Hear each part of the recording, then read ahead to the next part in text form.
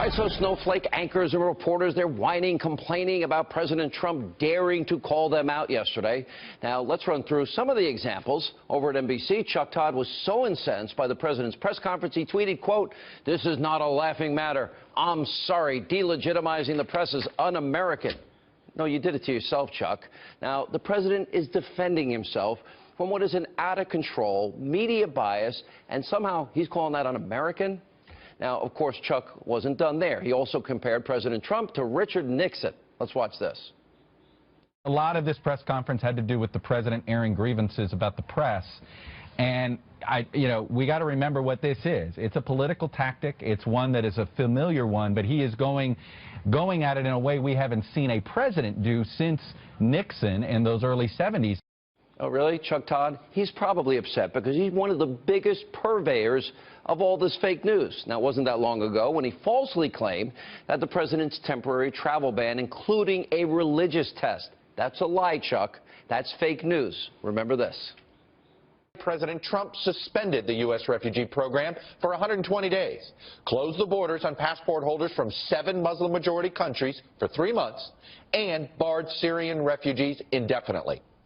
And Mr. Trump established a religious test for refugees from those Muslim countries, allowing an exception for Christians and others from minority religions. And there's Brian Williams over at NBC. Now, let's take a look at the kind of fake news that was said in response to a comment that a guest made on his show. Watch this. That is the most basic function of a free press in our society, and the president's response to that was to have a meltdown and to accuse us all of purveying fake news, when in fact his own actions, which were to fire General Flynn, proved that news was spot on. It was 100% accurate. Because when you reduce the media enough in prestige, when they do report facts, those facts are diminished. All right, Brian, speaking of reducing the prestige of the all-important, all-arrogant media, you may remember you lied repeatedly. Remember the helicopter that you were supposedly flying in Iraq and it was coming under attack? Or remember you reported and talked about seeing a dead body floating past your hotel after Hurricane Katrina? By the way, a location, there was no water and no dead body. But the anchors over at NBC News, they're not alone. CBS News also could not resist lashing out at the president. Watch this. Today, we learned the length of the president's fuse, 28 days. After 4 weeks of being blocked by courts, challenged by Congress, and held to account by the public, President Trump called a hasty news conference and went on offense with the familiar tools that built his career: bluster, bravado, exaggeration, and a few loose facts. Wouldn't Pravda be so proud? And ABC News, they got in on the Trump-hating action also. Why would they miss out? That was the most amazing press conference by a president I have ever seen, and I've been watching it since the mid-'70s. And I don't mean amazing and great. I mean amazing and spectacular insight into Donald Trump and his state of mind today. To me, when you have presidents take office, many of them are empowered and get bigger. You think you have a president in that press conference that looked smaller and actually more insecure in his position. All right, that leaves us now with CNN, the Clinton News Network. Their consistently biased Trump-bashing coverage. Now, that drew the attention of the president at yesterday's presser. And sure enough, the commander-in-chief, he let him have it. And I loved every minute of it. Take a look. I'm not okay when it is fake. I mean, I watch CNN. It's so much anger and hatred. And just the hatred. I don't watch it anymore because it's very good. He's saying, no, it's okay, Jim. It's okay, Jim. You'll have your chance. If I may follow up on some of the questions that have taken place so far here, sir. Well, not too much microphone. You do have other people. You do have other people. And your ratings aren't as good as some of the other people that are waiting. You look at your show that goes on at 10 o'clock in the evening. You just take a look at that show. That is a constant hit. The panel is almost always exclusive anti-Trump. The good news is he doesn't have good ratings. Should I let him have a little bit more? Sit down. Sit down. We'll get it. Just because of the attack of fake news and attacking our network, I just want to ask you, sir. I'm changing it from fake news, though. Doesn't that undermine... Very fake news. I know, but aren't you...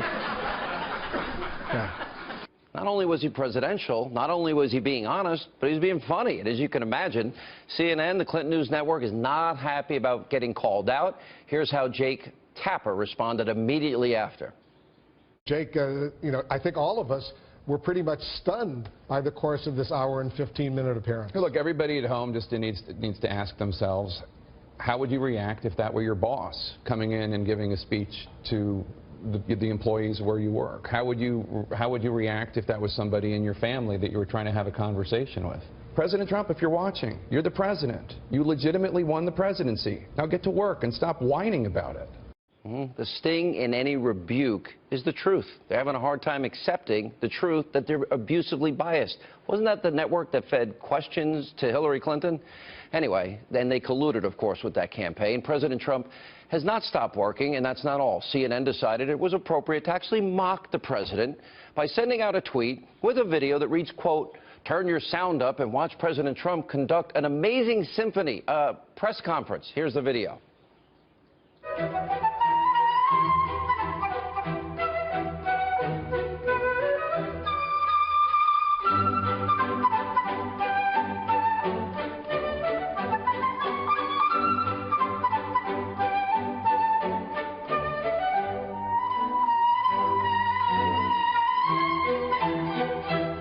Oh, that's what we get from a real news network? By the way, Jake Tapper, Jim Acosta, you want to defend that as news?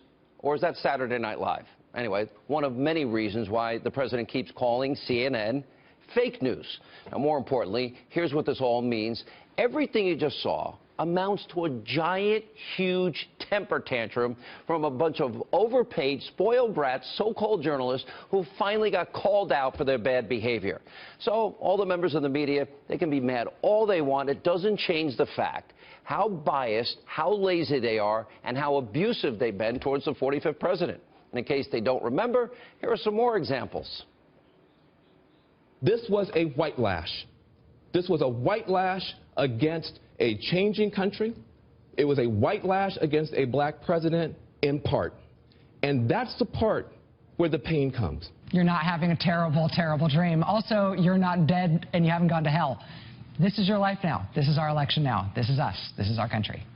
It's real. Miller also lying this weekend about the 3 million votes. There was no BS to it tonight. He obviously believes everything he said today. The way he said it was so manic. Pretty unbelievable. And by the way, the New York Times, they're just as bad as CNN. They had to reprimand a reporter this week for making a vile comment about the First Lady, Melania Trump. They also quoted a fake Michael Flynn Twitter account. And the so-called paper record, they tweeted an image of a late-night show video that had Stephen Miller, who works for the president's head, on a stick. You know what? We're all sick of it. A brand-new Fox News poll shows that compared to President Obama, 68% of registered voters say the media has been a lot tougher on President Trump. Now, we've also shown you repeatedly on this show how the alt-left propaganda media misrepresents the president and his policies. So, you know what, yesterday? The president drew a line in the sand. He called them out, and he said enough is enough, and he did it in a very even, measured tone. And you can guarantee that if the media gets out of line again, I expect the president to hit him back again. Why shouldn't he? The truth matters, and the people that are suffering from an information crisis are you, the American people. Here with